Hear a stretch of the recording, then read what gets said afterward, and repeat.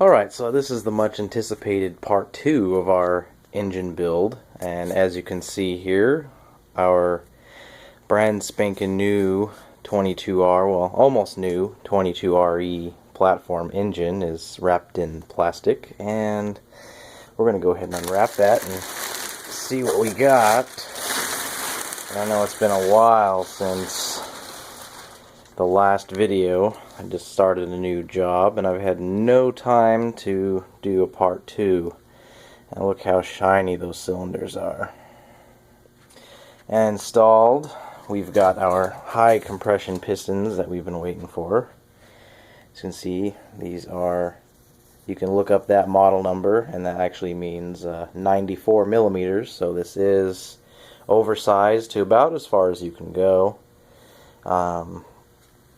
Right now, as far as our compression calculation goes, we're looking at about 10.56 to 1, because actually we have a little bit of a deck clearance problem there. It's about 14 thousandths over deck. So we actually got a 60 thousandths head gasket, and we're also going to do some head work to bring that to about 10.5. But we shouldn't have any problems there. We'll just have to run 91 octane and retard the timing about 2 or 3 degrees, and we should be fine. So why don't we turn this thing over and we can see what's on the other side. Ah, yeah, look at that. Crankshaft's been ground down about 10 thousandths. Brand new crankshaft. We wanted to keep the crankshaft nice and cool, so actually grinding it down even 10 thousandths of an inch will actually help keep the bearings cooler than they would with just a standard sized crank journal. And these are eagle rods with ARP bolts, and these are also ARP studs, main studs. And as for the other side, we're also going to do ARP head studs as well, because since we are going to be running higher compression, we want to maintain the strength of the block and head. And we may do some different modifications later. I'm not sure yet, but I was kind of hinting at maybe a turbocharger later. At 10.5 to 1, it would be very, very light boost, but we could definitely get away with it. So the paint I used on here was actually a, it's called wrinkle coat, and I kind of liked it. It was something interesting. I kind of wanted a different color on the block. I decided with red. I'll keep the head just plain old aluminum. The valve cover is actually the same kind of wrinkle paint, except it'll be black. And the oil pan as well will be coated in the wrinkle black. So it gives it a kind of a tough look, I guess. So here's the other side. I kind of coated this guy a little bit, but that'll be fine. So there she is. As you can see, the old head is back here. That was the one I did my previous video on. And actually we found that this guy had a couple cracks on it, so we're going to decide not to use that. And that's the old crankshaft, which has some severe journal damage from a spun bearing, so we decided to go ahead and put a new one in here. And if we mosey over here, my really dirty garage, we got a box sitting right here. And inside of this box, we have a Nippon Racing 22RE cylinder head. Apparently it's built much better than some of the cheap Chinese ones you get. That head is actually made in Japan. And amongst my other dirty things, we have another box here.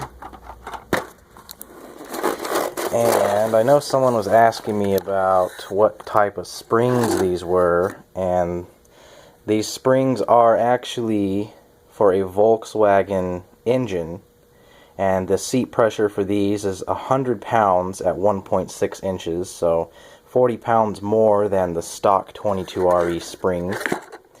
And I had somebody order these for me. I don't know where you can get them, but if you want to do some Google searching, the part number here is 6610. You might be able to find something if you just Google that number and type in maybe Volkswagen engine spring or something like that. But that's all I've got, and I think I only paid about 60 bucks for those, so that was one heck of a deal. And another note that I wanted to make on this was that all the engine bearings that we use in this build here are actually Clevite bearings. It's a highly recommended bearing, especially the Clevite 77 series. They're getting kind of hard to find now, but they're made with a different type of material. The new materials now are usually like a tri-metal design, which they work great, but for certain not in particular racing applications, it's nicer to have the Clevite 77 bearings, which are installed in this engine. And you know what, if we open this cabinet right here with all my other wonderful junk, we got another box. It's a black box, and it's highly worn. This thing is very old. Obviously, it's been sitting in someone's shop, and look at that, crane cams. And what might be in here? Well, we could unwrap it a little bit, and I can show you this brand spanking new camshaft that we're going to throw in here. And for some of you guys that are wanting to do a light build, this cam probably isn't for you, because this camshaft is a little bit heavier than what you'd probably want to use in a trail rig or something like that. You may not want to use this cam. The lobes are a little different. They are much higher duration than what most people are used to. The lobe center on this is, I want to say this one is 110 actually, yeah. This one's 110. Here's the grind number on there. I don't know if you can see that. 704-3399. And if you guys want to look it up, it's actually on Crane's website. I don't remember where the little number was. Oh, there it is. Yep, let me turn you upside down here. Yeah, 704-0012. That is the number you want. And this is